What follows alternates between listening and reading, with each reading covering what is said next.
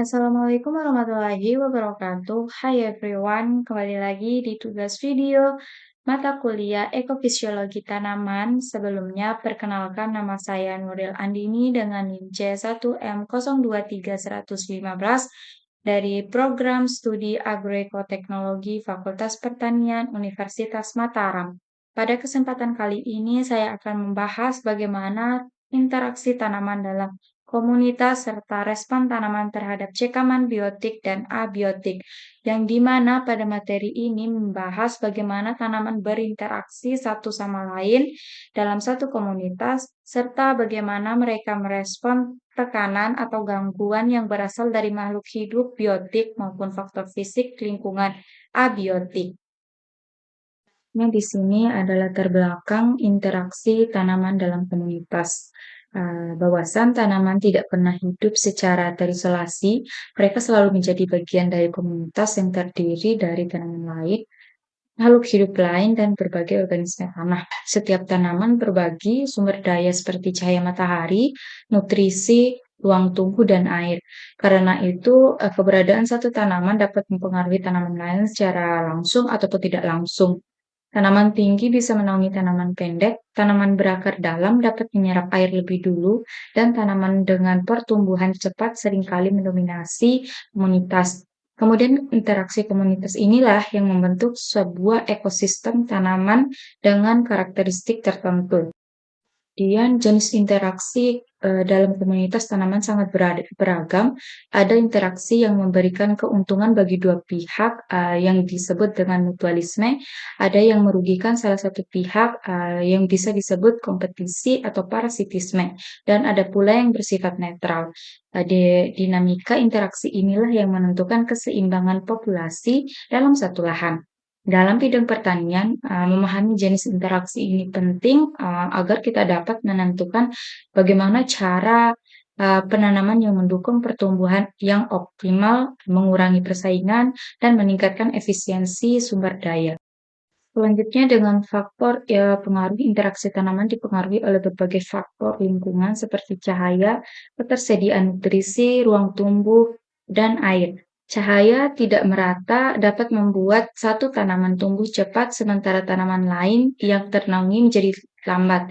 Nutrisi terbatas membuat akar-akar tanaman menembus tanah untuk mendapatkan hara. Sementara itu, ruang tumbuh yang sempit menyebabkan intensitas kompetisi meningkat. Air adalah faktor yang sangat sensitif pada saat kering. Tanaman berakar panjang akan lebih mampu mengambil air dibandingkan tanaman berakar dangkal. Selain itu, faktor biologis seperti keberadaan gulma, mikroorganisme, atau tanaman agresif sangat mempengaruhi interaksi dalam komunitas. Kemudian, dampak komunitas tanaman menentukan struktur ekosistem, pola penyebaran tanaman, dan produktivitas lahan. Komunitas dengan dominasi suatu spesies tertentu bisa menyebabkan ketidakseimbangan dalam ekosistem. Kemudian sebaliknya, komunitas yang seimbang dan beragam cenderung lebih stabil dan tahan terhadap gangguan lingkungan. Dalam konteks pertanian, pengaturan komunitas tanaman dapat menentukan apakah lahan menghasilkan panen tinggi atau justru rendah karena kompetisi antar tanaman.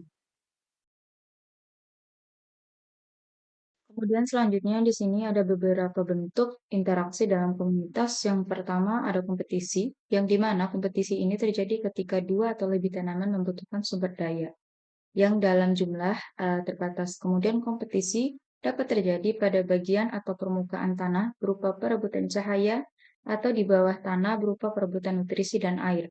Bila sumber daya sangat terbatas, kompetisi terjadi lebih intens dan dapat menyebabkan tanaman yang lebih lemah menjadi kerdil, daun mengecil, dan hasil panen menurun. Kemudian yang kedua ada alelopati. Alelopati ini adalah mekanisme kimiawi antara tanaman. Tanaman tertentu mengeluarkan senyawa khusus yang dapat menghambat pertumbuhan tanaman lain.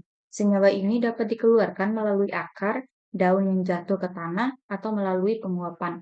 Efek yang dia bisa sangat kuat sehingga mampu menaikkan pertumbuhan tanaman di sekitarnya. Alelopati ini sangat umum pada gulma seperti contoh tanaman alang-alang dan teki. Tiga, ada mutualisme. Mutualisme ini adalah hubungan yang memberikan keuntungan bagi kedua tanaman atau organisme. Contohnya adalah hubungan tanaman dengan mikoriza. Mikoriza membantu akar tanaman memperluas daerah penyerapan air dan nutrisi, terutama fosfor. Sebagai gantinya, tanaman memberikan karbohidrat hasil fotosintesis kepada mikoriza. Kombinasi seperti ini membuat tanaman lebih kuat dan lebih tahan terhadap cekaman. Selanjutnya yang keempat ada parasitisme. Parasitisme ini adalah hubungan di mana satu organisme mendapatkan keuntungan dengan merugikan tanaman inangnya.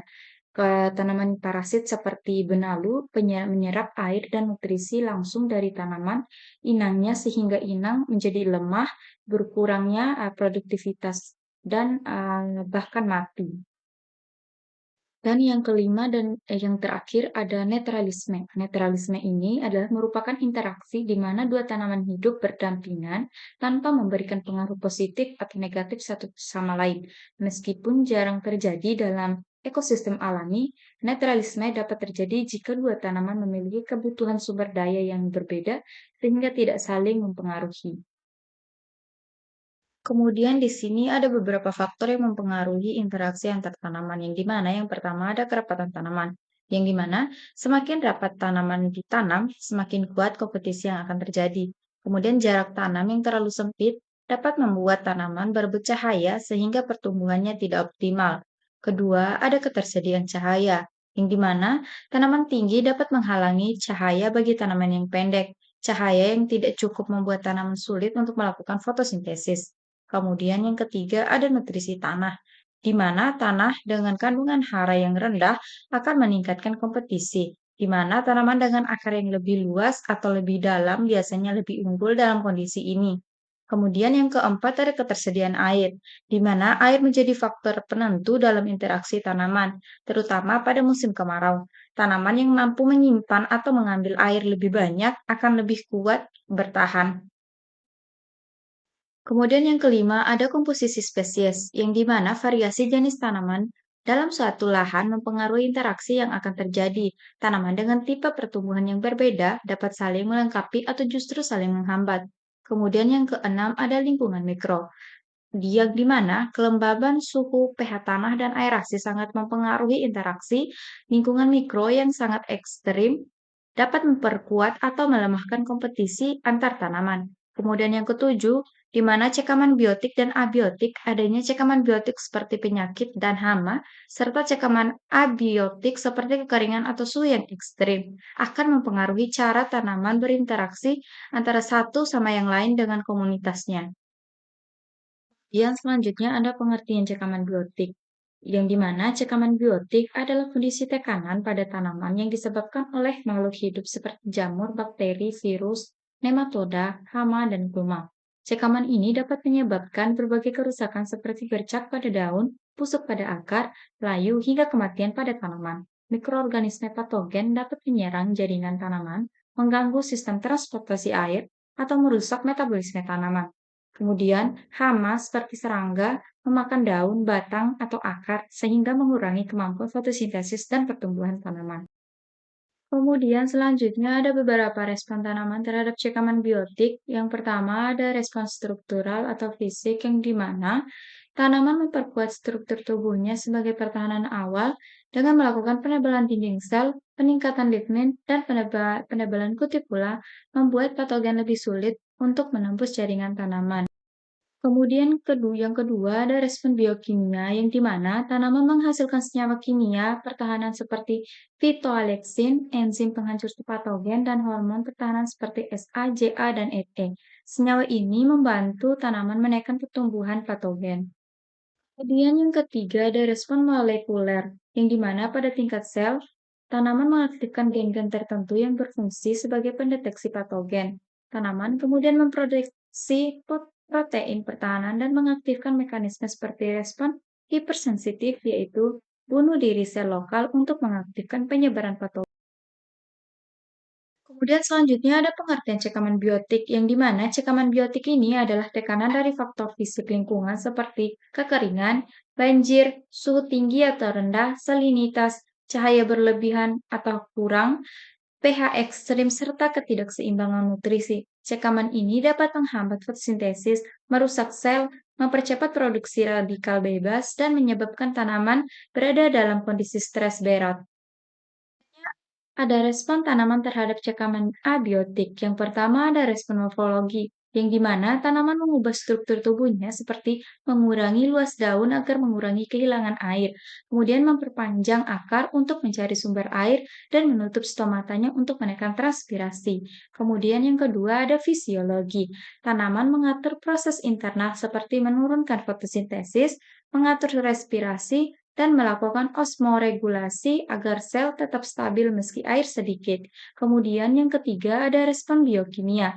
Tanaman meningkatkan produksi antioksidan untuk menetralkan radikal bebas, meningkatkan hormon ABA untuk mengatur stres, dan melakukan detoksifikasi untuk mengurangi dampak kerusakan akibat cekaman. Kemudian yang terakhir, dapat diambil kesimpulan dari materi yang telah disampaikan bahwa interaksi tanaman dalam komunitas sangat kompleks karena dipengaruhi oleh berbagai faktor lingkungan dan sifat biologis tanaman. Selain itu, rekaman biotik dan abiotik memberikan tekanan besar yang mempengaruhi ketahanan, pertumbuhan, dan hasil tanaman. Melalui respons struktural, fisiologis, biokimia, dan molekuler, tanaman berusaha beradaptasi dengan kondisi tersebut. Memahami mekanisme ini sangat penting untuk meningkatkan pengelolaan tanaman di lapangan, memilih varietas yang unggul, tahan cekaman, serta mewujudkan sistem budidaya yang lebih adaptif dan berkelanjutan.